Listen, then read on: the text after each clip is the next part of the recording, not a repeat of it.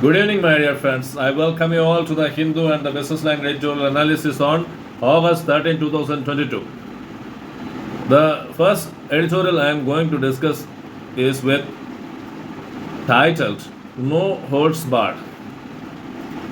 The meaning of No Holds Barred is showing or exposing China's unwillingness to fall in line with the United Nations Security Council's Sanctions Committee's 1267 Convention to brand terrorist Rauf Asghar of the Deputy Chief of the Jaish-e-Mohammed and Abdul Rahman Maki, the Deputy Chief of the Lashkar-e-Toiba, in two of its occasions, preventing any attempts by the United States and India to brand them as global terrorists.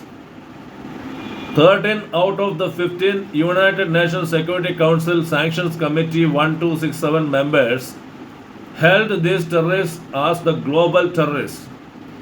However, China is having a veto power at the United Nations Security Council Sanctions Committee 1267, and China is using it as a ploy to just sidewalk from the responsibility of holding these masterminds as global terrorists. We all know the Asghar, the Deputy Chief of the Jaish-e-Mohammed, Rauf Asghar, was responsible for hijacking the Indian Airlines 814 in 1999 for the purpose of releasing his brother from the clutches of Indian prisoners. The Indian authorities had imprisoned his brother on charges of terrorism on attacking the parliament. However, Rauf Asghar masterminded the hijacking of the Indian Airlines plane which flew from Nepal to Afghanistan in 1999, and he was successful in negotiating with the Indian government, then Atal Bihari Vajpayee government at the center, to release his brother.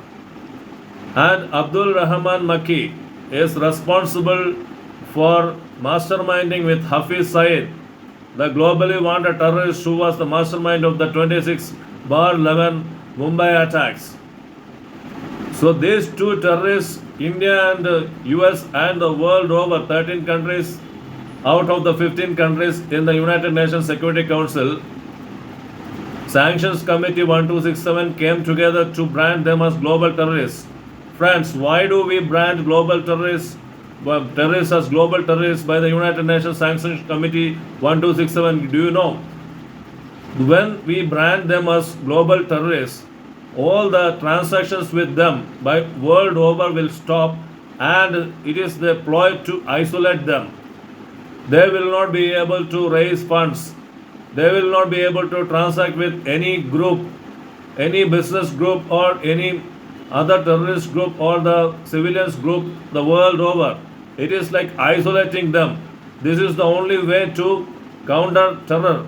The Financial Action Task Force requires Pakistan to follow certain restrictions and not to fund terrorists with the help of Pakistan land. Pakistan has started complying with most of the rules and is on the way to win the FATF favor, that is Financial Action Task Force favor. However, in branding Rauf Asghar and Abdul Rahman Maki, the two deputy chiefs of Jaish-e-Mohammed and the Lashkar-e-Toiba, Pakistan and China are double-minded and are not willing to brand them as global terrorists. China is showing its veto power and citing the reason as the technical reason. India wants the United Nations Security Council Sanctions Committee 1267 to make a rule that the when a country the veto power is raising a objection against holding any terrorists as global terrorists, it must show some concrete reason. China doesn't have any concrete reason to stop Maki and Asghar from being branded global terrorists. However, the technical reason is shown, which technical reason China only knows. It is not known to the world and is not logical also. China has been very cynical with India since April 2020. The disengagement at the line of actual control has stopped. China has the People's Liberation Army of the China has been building the troops along the line of actual control, and since then the tensions have arisen. Recently, in the maritime zone also, maritime zone means is the zone where the oceans, the ocean waters are controlled.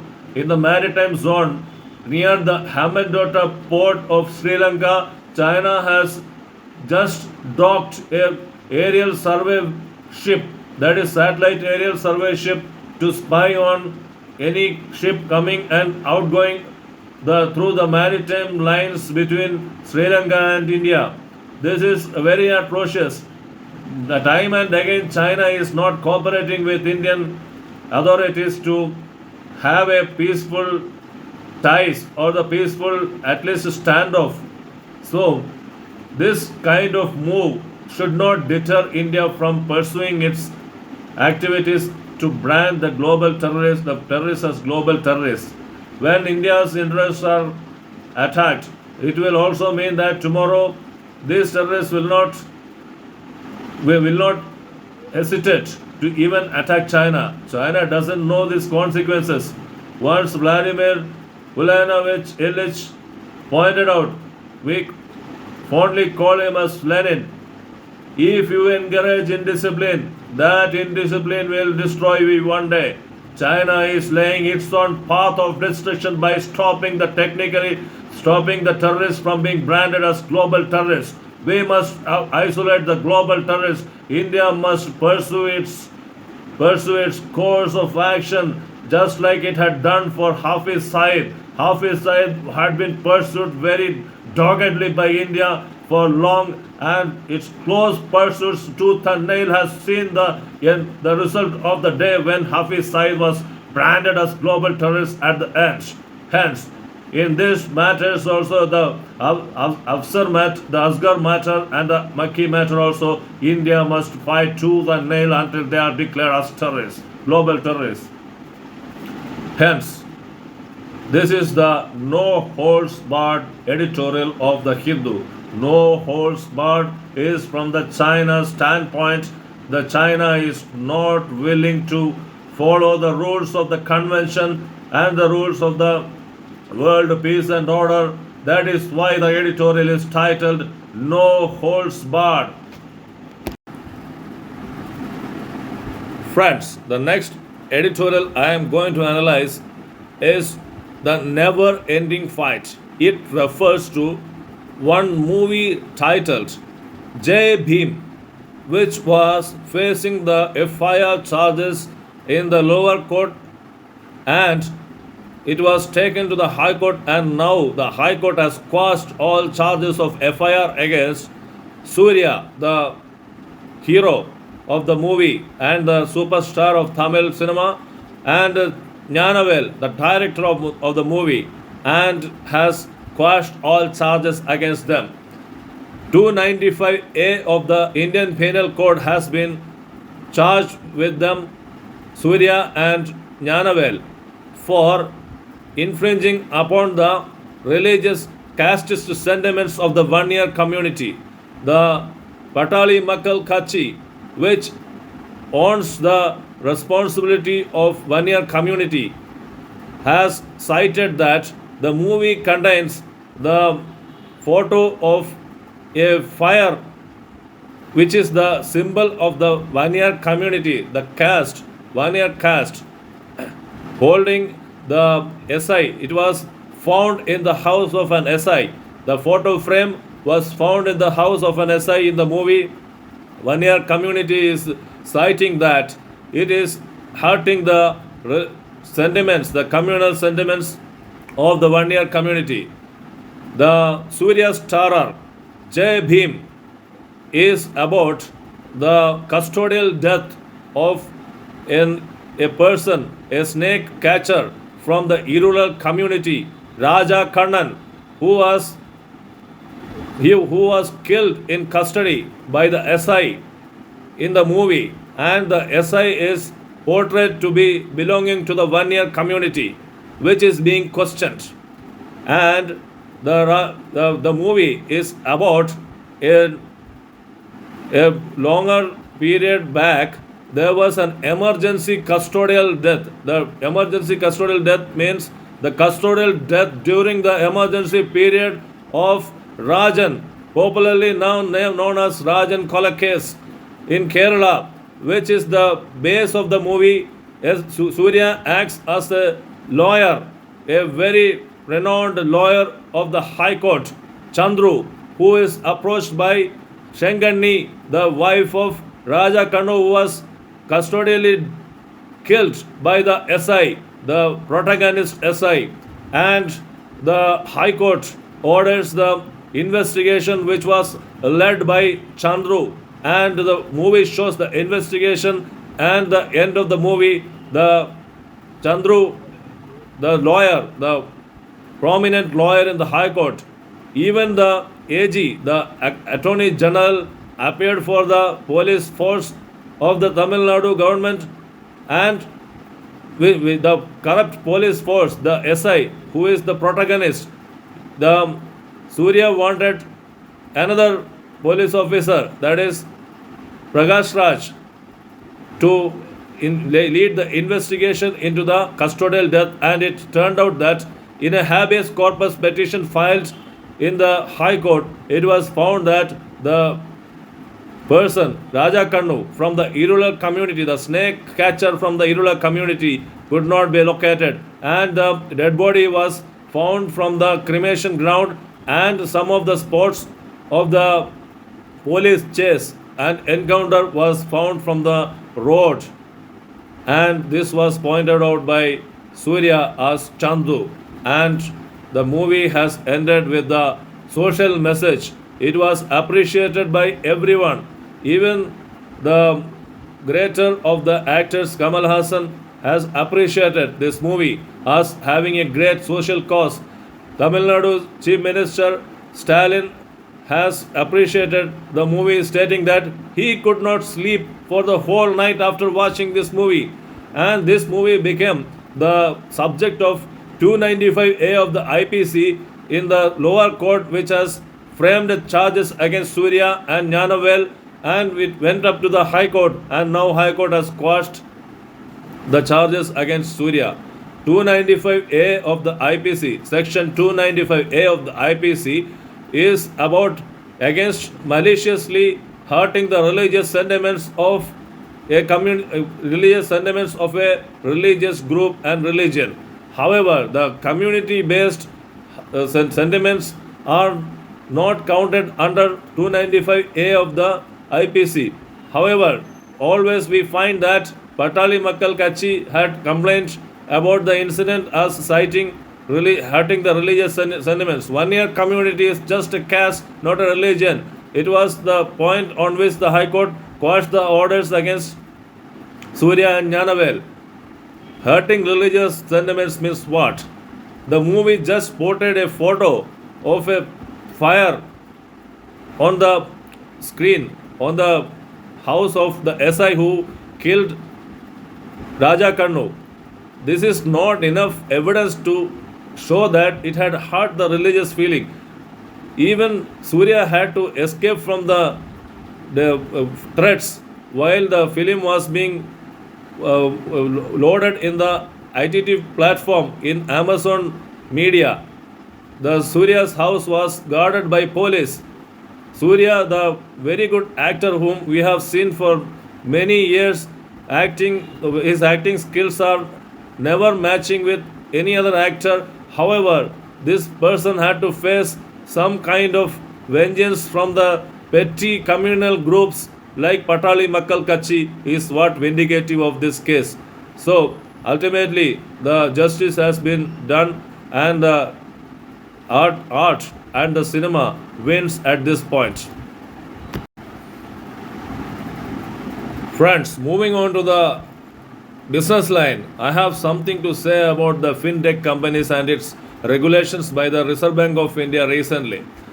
The fintech companies are like Paytm, the Zerodha. These are fintech companies, that is technology companies, which facilitate the transactions between the banks and the customers like us. The fintech companies have been operating without any regulations for long. Therefore, the Reserve Bank of India has brought in regulations. The title of the editorial itself is Regulating Fintech Companies. So, the regulations have been brought in to make sure that the transparency of the fintech companies is ensured. The customers are all often charged exorbitant rates, and the hidden charges are always attacking the customers of the fintech companies. The fintech companies lend loans to the customers and make some of the transactions easier for the customers, like credit financing. The credit cards system is also being enhanced by the or facilitated by the fintech companies. So the Reserve Bank of India now says that you do your business, but you have to show that you are coming through the banking channels. The proper banking channels have to be updated for your transactions with the customers. So even the credit score has to be channelized through the credit rating agencies. You do not rate your customers. Fintech companies are advised that you do not rate your customers. The credit rating agencies should be given the chance to rate the customers. So the transparency between the three parties, that is the customers, the fintech companies, and the banking channels, that is the recognized banks, has been ensured by the Reserve Bank of India's recent regulations. The fintech companies are also branded as direct selling agents. Traditionally they have been known as sales providers. However, now the Reserve Bank of India terms them as direct selling agents, that is DSA. From DSP to DSA, they have been converted, and the Reserve Bank of India has stated that wherever the banking channels are there and the regulated banks are there, the fintech companies have to follow the Reserve Bank of India regulations. The Reserve Bank of India has also stated that the other entities, other NBFC regulation agencies, who are also the channels of the fintech companies, they have to chart their own regulations on regulating the fintech companies. So with this regulation of the fintech companies, the exorbitant charging of the interest and the hidden customer credit status will be prevented. The Reserve Bank of India has also stated that the fintechs are always operating through apps. Paytm has an app, Zerodha has an app, so that the transactions are carried on through the apps, that is applications. So the information related to the customers should be maintained very secret, and the fintechs should ensure that it does not travel out of the country. So these kinds of regulations have been brought in, but there are concerns also. Such regulations must not be placed and made practical in such a way that it will make the fintech companies stop the shops. Fintechs are major players in the financial markets and the credit markets and the banking markets. If such kind of restrictions are choking the or suffocating the fintech companies, they will not hesitate to close the shop and go away. So this type of trend of hampering their business should be stopped. The practicality of the regulation should be implemented in such a manner that it will not affect their business. If it goes on affecting their business, the fintech companies will not be able to survive. Therefore, the regulations should be fine tuned to the practical aspects of the fintech companies' operations. Friends, I have come to the conclusion of today's analysis. of the Hindu and the Businessline editorial. See you tomorrow with some more interesting topics on points on which we are going to discuss. Till then, bye, take care, good night.